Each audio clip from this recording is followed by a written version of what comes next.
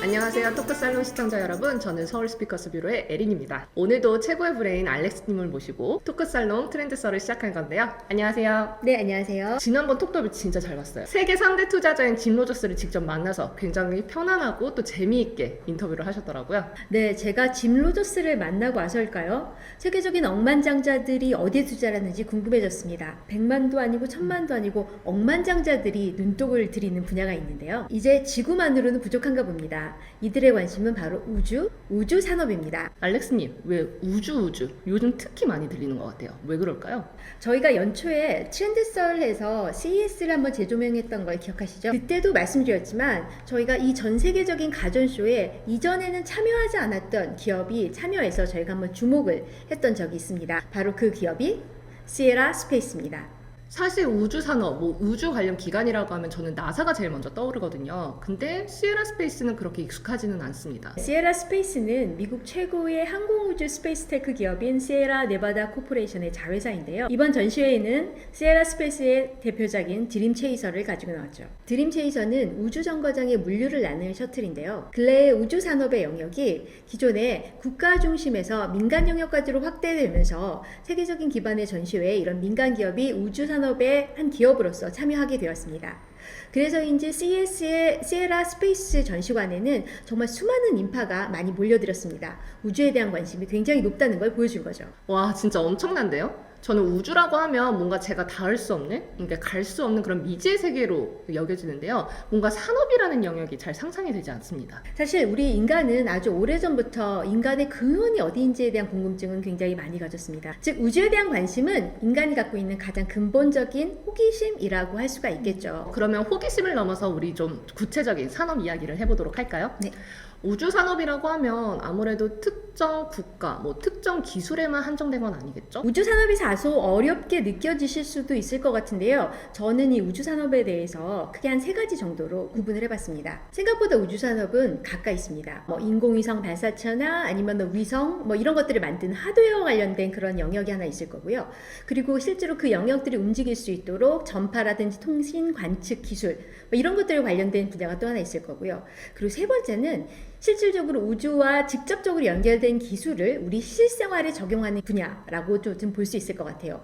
예를 들자면 우주에서 먹는 식량 같은 경우 동결 건조를 지키는데요. 이런 방식을 우리 실생활에 적용을 한다던가 아니면 우리 자동차에 HUD, 헤드업 디스플레이나 아니면은 ABS, 안티락 브레이크 시스템 같은 경우가 실제로 자동차에 적용이 되기도 하거든요. 우주의 산업은 우리 실생활에 가까이 적용되는 기술이기도 합니다. 에린님이 우주를 아주 멀게 느껴지는 것은 아마 이런 우주 항공 동체 이런 영역에 한정돼 있는 것 아니면 달이나 화성, 멀게는 안드로메다 이런 데까지 생각하는 것 때문이 아닐까 생각합니다. 맞아요. 저는 우주가 왠지 이번 생에는 체험할 수 없는 그런 영역으로 느껴지거든요.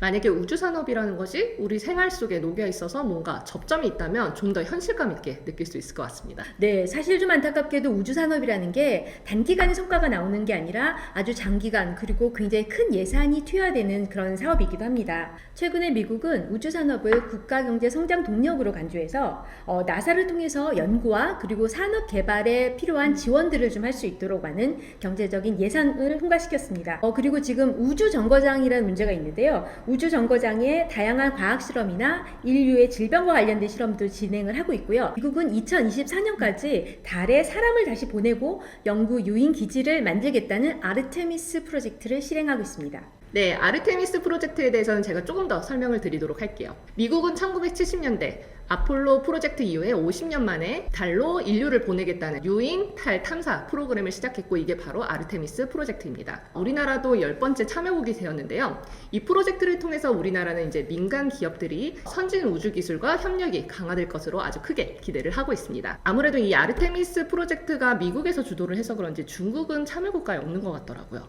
그래서 중국은 자체적으로 우주 개발의 사업을 선언을 하고 나섰는데요. 지난 2020년 중국은 독자적인 우주 개발을 선언하면서 선저우 12호를 발사했고 2045년까지 우주 강국 미국을 앞서겠다라는 야심찬 포부를 보여주게 됐습니다. 역시 중국의 움직임도 계속 눈여겨보아야 될 것 같아요.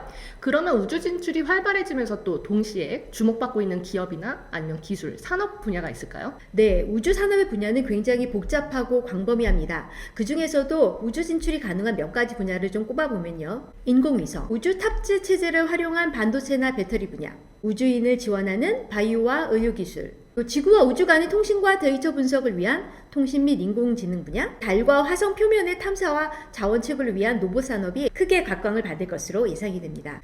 이 분야도 굉장히 투자 가치가 높을 것으로 예상이 되네요. 그럼 오늘의 마지막 질문이 될 것 같습니다. 대한민국의 우주산업 과연 어디까지 왔을까요? 지금 현재까지 한국은 17개 인공위성을 가지고 있습니다. 이들 중에는 우리나라가 자체적으로 개발한 인공위성도 있고요. 또 해외 기술을 이용해서 발사를 올린 인공위성도 있습니다. 우리나라의 천리안 2호의 경우 프랑스의 아리안 스페이스에 탑재돼서 궤도로 쏘아 올려졌는데요. 이 당시에 소요됐던 비용이 약 한 800억 불 정도 된다고 해요. 굉장히 많은 돈이죠.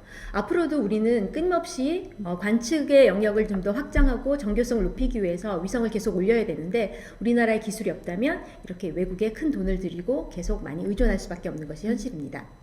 그래서 우리나라 기술 개발이 더욱 중요한 거죠. 지난해 3월 대한민국 우주전략보고회에서 문재인 대통령은 2030년까지 우리나라의 발사체를 활용한 달 착륙의 꿈을 이야기했고 또 우리나라가 세계 7대 우주강국으로 발돋움해야 됨을 강조했습니다. 그리고 작년 10월 우리나라도 독자적인 발사체 누리호를 발사했죠. 네, 비록 궤도 정착에는 성공을 이루지 못했지만 많은 경험과 정보를 습득하는 데도 큰 영향을 미쳤다고 생각합니다.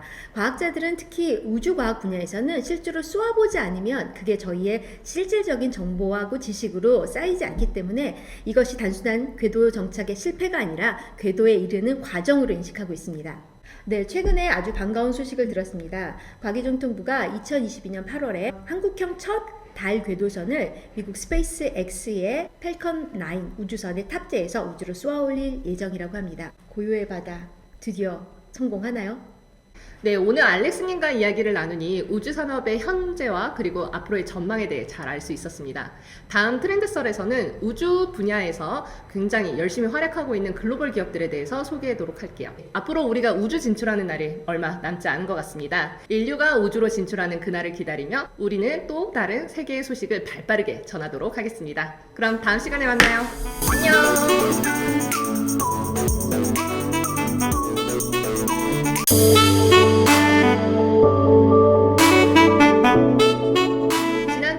에서는 세계적으로 지금 주목을 받고 있는 우주 산업에 대해서 이야기를 해봤는데요. 오늘은 우주 산업에 투자를 하고 있는 글로벌 기업들에 대해 이야기를 해보도록 하겠습니다. 우선 시작을 영화 이야기부터 한번 해볼까요? 혹시 영화 승리호를 보셨습니까? 제가 김태리 씨 진짜 팬이거든요. 그래서 진짜 재밌게 봤어요. 네, 영화의 배경은 2092년입니다. 이때가 되면 지구는 굉장히 황폐해져요. 숨을 쉴 수 없이 황폐해지자 사람들은 지구 이외의 다른 공간에 새로운 구역을 만들어서 거기에서 이제 살게 됩니다. 황폐한 지구에서 바라보면 그 새로운 우주의 공간은 마치 파라다이스와 같아요. 지구에서 그 파라다이스인 새로운 공간까지 엘리베이터, 에스컬레이터 같은 걸 타고 슉 이동을 하죠. 이게 이제 2092년이 배경이다라는 점을 보면 지금으로부터 한 70년 정도 남은 거예요. 약간 시간이 있죠. 약간 멀 것 같아요. 그래서 우주는 뭔가? 아니면 그거는 영화 속의 이야기인가? 라고 생각할 수 있지만 이미 현실성에서 많은 부분이 시작이 되고 있습니다. 우리가 이전 시간에도 한번 얘기했었던 것처럼 우주 산업이라고 하는 거는 국가 단위에서 이루어지는 그런 산업이었었어요. 그런데 이 영역이 민간으로 점점 확대가 되고 있습니다. 기존에 우주와 관련된 분야에 있어서 국가 주도의 어떤 산업 계획이라든지 정책이라든지 진행이 되는 것을 올드 스페이스라고 한다면 민간 주도가 되는 그런 우주 산업을 뉴 스페이스라고 부릅니다. 네, 그래서 오늘은 이 뉴 스페이스 시대에 주목받는 민간 우주 기업에 대해서 좀 알아보려고 합니다. 네, 지난번 저희가 토크살롱에서도 잠깐 얘기를 했었죠. 올해 CES에서 가장 주목받았던 핫한 기업 시에라 스페이스에 대해서 먼저 이야기해 주시겠어요? 시에라 스페이스는 시에라 네바다 코퍼레이션의 자회사입니다. 시에라 네바다 코퍼레이션은 1963년에 세워져서 지금 약 60년 이상의 역사를 가진 그런 기업입니다. 이제까지는 우주 개발이라는 것이 사실 국방과 안보의 영역이었죠. 그러다 최근 기류가 좀 변하면서 민간이 참여하게 되었고, 그렇게 됐다면 이제 우리도 새로운 개념을, 좀 더 새로운 비전을 가진 회사가 필요하겠구나 라는 생각해서 자회사인 시에라 스페이스를 만들게 되었습니다. 그러면 이번 CES에서는 어떤 걸 보여주었나요? 네, 이번 CES에서는 드림체이서가 전시가 됐는데요. 드림체이서는 우주 정거장에 물류를 낳는 역할을 하는 셔틀이죠. 기존의 우주 왕복선에 비해서 크기도 4분의 1밖에 안 되고요. 그리고 최대 30번까지 왔다 갔다 할 수 있는 거고 자율주행 기능을 가지고 있다고 합니다. 무인 왕복선이라는 뜻이죠. 드림체이서는 자율주행으로 2024년 1월 우주에 첫 비행을 하기로 예약이 되어 있습니다. 정말 우주 개발의 새로운 서막이 열린 것 같습니다. 다음 소개할 기업은 저희도 아주 잘 알고 있는 기업이에요. 아마존의 제프 베이조스가 설립한 기업인데요. 이제는 아마존이 우주까지 진출하는 걸까요? 네. 2000년에 아마존의 창립자인 제프 베조스가 우주 개발 기업인 블루 오리진을 창립합니다. 그리고 그 이후로 매년 미화로 약 10억 달러 정도를 계속 투자를 하고 있어요. 그는 달 탐사와 우주 식민지 개척이라는 굉장히 큰 미션을 가지고 있고요. 현재까지 뉴 셰퍼드, 뉴 글렌, 블루문 이런 로켓들을 만들어서 개발하고 있습니다. 그렇다면 벌써 20년부터 제프 베조스는 그 우주 투자 가치를 이미 알아본 건데요. 왜 이렇게 막대한 자금을 지금까지도 쏟아붓고 있는 걸까요? 네, 제프 베조스 같은 경우는 지구의 인구가 지속적으로 계속 늘어날 것이고 거기에 반해서 지구의 자원은 굉장히 한정되어 있다라는 점을 아주 깊이 인식하고 있었습니다. 그렇다면 이 문제 해결은 지구에서 안 된다라고 보는 게 제프 베조스고요. 그래서 2019년에 스페이스 콜론이라는 개념의 개발 계획을 발표를 하게 됩니다. 우주 식민지라는 뜻인데요. 달이나 화성 같은 곳이 아니라 지구와 달과 태양 이 세 가지 공간의 인력 균형점에 인공 중력을 발생시켜서 지구와 비슷한 중력과 환경을 가진 새로운 공간을 만드는 거죠. 그리고 거기에 우주 식민지를 건설하는 거죠. 네, 굉장히 광대한 그런 프로젝트로 들리는데 그게 과연 우리가 살아있을 때 실현이 될까요? 네, 제가 지금 신생아가 아닌 이상 거의 불가능하다고 볼 수밖에 없을 것 같아요. 물론 개발자인 제프 베이조스조차도 이거 당장 일어날 수 있는 일이 아니고 다음 세대에만 아마 가능할 것이다라고 예측을 하고 있어요. 그 다음에 소개해 주실 분도 정말 어마어마한 분이세요. 이분의 트위터 하나로 세계가 들썩였죠. 바로 일론 머스크가 창립한 우주기업 스페이스X입니다. 네, 아시겠지만 일론 머스크는 굉장히 화성에 대한 관심이 많은 사람입니다. 제프 베조스가 스페이스 콜론이라는 개념을 통해서 새로운 공간을 구성을 한다라고 했으면 일론 머스크 같은 경우는 화성이 바로 지구에 대한 대안이다라고 생각을 하고 있습니다. 그의 이런 아이디어에 영향을 준 사람이 지금 현재 미국에서 화성협회의 회장을 맡고 있는 로버트 주브린입니다. 일론 머스크의 의지를 실현하기 위한 구체적인 계획들은 바로 무엇이 있을까요? 머스크가 현재 스페이스X를 통해서 달과 화성에다가 사람을 보내고 이제 정착하는 것이 일론 머스크의 가장 큰 목적인데요. 최근 5월에 그의 스타쉽 로켓이 첫 번째 궤도 비행을 할 것으로 예정되어 있는데요. 앞으로 어떻게 될지 주목해 보겠습니다. 네, 그리고 스페이스 X 하면 저는 우주 관광 이런 것도 생각이 나요. 민간인이 탑승한 우주선이 그 우주로 나가는 거에 성공을 했었죠. 근데 그 전에도 사실 버진 갤럭시의 리처드 브랜슨이랑 아니면 블루 오리진의 제프 베이조스도 그 우주 관광을 성공을 했지만 이번 스페이스 X의 그 성공이 굉장히 큰 의미를 갖고 있다고 하더라고요. 네, 맞습니다. 그래서 이제 앞서 말씀주셨던 두 가지 사례에 대해서도 제가 조금 더 설명을 드릴게요. 우주 여행의 첫 번째 테이프를 끄는 것은 버진 그룹의 리처드 브랜슨이었죠. 버진 갤럭시에서 총 6명이 탑승해서 지구를 보고 왔는데요. 리처드 브랜슨이 직접 탑승을 했었습니다. 그 당시에 상공 68km의 무중력 상태를 경험하고요. 1시간 뒤에 지구로 무상 귀환하면서 그는 세계 최초로 우주 여행을 한 민간인으로 기록되었습니다. 이어 제프 베이조스가 블루 오리진의 뉴 셰퍼드를 타고 민간인들과 함께 우주로 향했습니다. 이 당시에 2021년 7월 브랜슨의 기록보다 고도를 더 높이 올라갔습니다. 고도 107km까지 올라가서 약 3분가량 무중력을 체험하고 내려왔습니다. 그리고 마지막으로 일론 머스크. 제가 왜 앞서서 두 케이스와 일론 머스크의 케이스가 좀 더 다르다라고 얘기를 했냐면요. 앞서 두 케이스와 다르게 상공 420km에 있는 국제 우주정거장을 지나서요. 심지어 더 높이 585km까지 올라갔다고 해요. 앞서 두 케이스가 무중력을 체험하는 정도의 실험이었다면 스페이스X의 경우는 궤도에 올라서 3일 동안 머물면서 다양한 우주 실험 그리고 인류의 질병과 관련된 몇 가지 케이스들을 좀 살펴보았다고 합니다. 와, 진짜 대단한 것 같습니다. 어렵지만 이런 기술의 진보가 변화를 만들어가고 있는 것 같아요. 생각보다 우주 여행이 좀 더 빨리 실현이 될 것 같습니다. 다음 트렌드썰에서는 우주 분야에서 주목받고 있는 연사들을 소개해드리도록 하겠습니다. 그럼 알렉스님과 저는 다음 시간에 다시 찾아뵙도록 할게요. 안녕.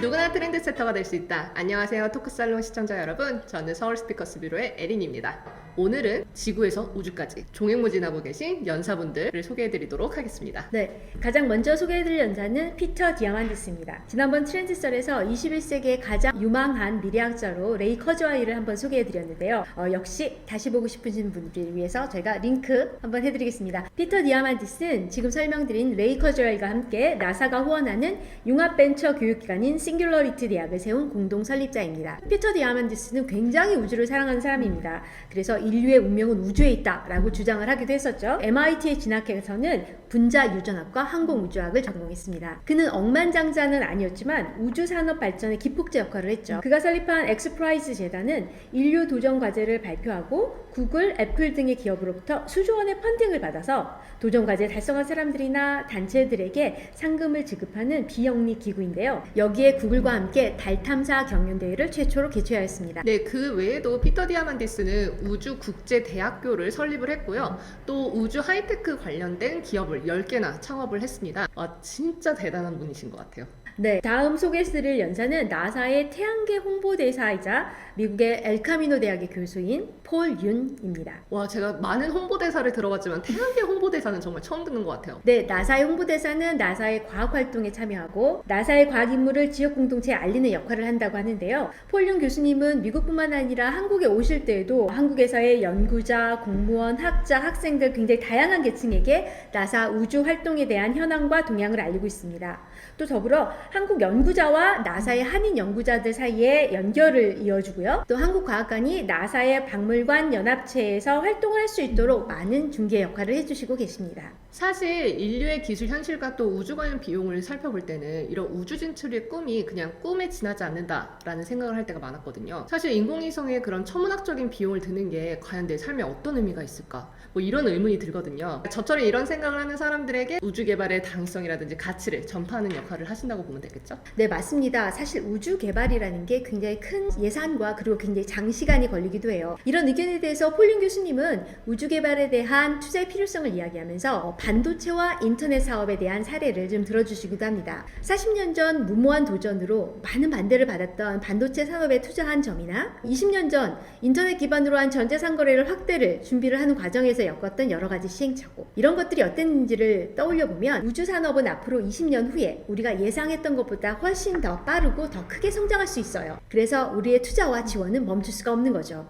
네, 앞으로 폴윤 교수님의 활발한 그 활동을 기대하도록 하겠습니다. 네, 그 다음 소개할 분은 바로 일론 머스크의 우주 멘토 로버트 주브린입니다. 네, 지난번에 주브린은 일론 머스크의 멘토다라고 한번 저희가 소개를 해드린 적이 있어요. 주브린은 현재 미국에서 화성협회 회장 역할을 맡고 있습니다. 화성협회는 공공 및 민간 수단으로서 화성의 탐사와 정착을 추진하기 위한 국제기관이에요. 이들은 2030년이 되기 전까지 화성에 무인 우주선을 발사하고 또 생명 유지를 위한 초기 설비를 설치하는 것을 목표로 하고 있습니다. 그리고 그 다음 2050년까지 인류의 100만 명을 화성에 이주시키는 것이 목표라고 하네요. 네, 그 외에도 주브린은 나사를 포함해서 미군 그리고 민간 기업을 위해서 약 70개의 프로젝트를 성공적으로 추진을 했습니다. 그리고 북극에서 한 900마일 정도 떨어진 캐나다의 북극 지역이죠. 화성 탐사 훈련소를 건립하고 또 운영을 맡아왔다고 합니다. 네, 마지막으로 소개해드릴 우주 연사는 패터 슈나이더입니다. 이분은 테크니션이라기보다는 우주 항공 분야를 굉장히 오랫동안 취재를 해왔던 저널리스트예요. 네, 작년에 서울 미래 컨퍼런스에 연사로 참여하기도 하셨습니다.